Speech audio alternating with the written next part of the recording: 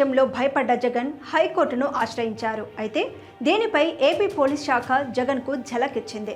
జగన్కు ఏపీ ప్రభుత్వం భద్రతను తగ్గించిందని, తాను ముఖ్యమంత్రి హోదాలో ఉన్నప్పుడు కల్పించిన భద్రతే కొనసాగించేలా ఆదేశించాలని కోరుతూ వైకాపా అధినేత మాజీ ముఖ్యమంత్రి జగన్మోహన్ రెడ్డి ప్రభుత్వాన్ని కోరారు.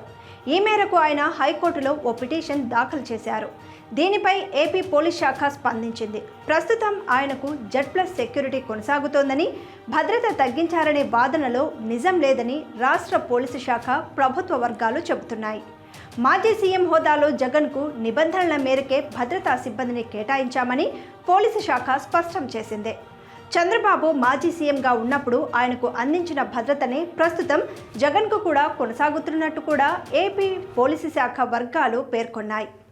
జగన్ సీఎంగా ఉన్న సమయంలో ఆ హోదాను బట్టి అదనంగా కల్పించిన భద్రతను మాత్రమే తగ్గించామని, ప్రస్తుతం మాజీ సీఎం కావడంతో ముఖ్యమంత్రి స్థాయి భద్రత కల్పించడం సాధ్యం కాదని ఏపీ పోలీసు వర్గాలు నిక్కచ్చిగా తేల్చి చెప్పాయి. జగన్ భద్రతకు సంబంధించిన వివరాలను ఏపీ పోలీసు వర్గాలు పంచుకున్నాయి. ఇన్స్పెక్టర్ స్థాయి అధికారిని భద్రతా ఇన్ఛార్జిగా నియమించారని చెప్పారు. ప్రస్తుతం జగన్కు 58 మంది సిబ్బందితో భద్రత కల్పిస్తున్నామని, ఆయన ఇంటి వద్ద 10 మంది సాయుధ గార్డులు ఉంటున్నారని, షిఫ్ట్కు 2 చొప్పున మొత్తం 6 PSOలు 24 గంటల పాటు భద్రత కల్పిస్తారని చెప్పారు.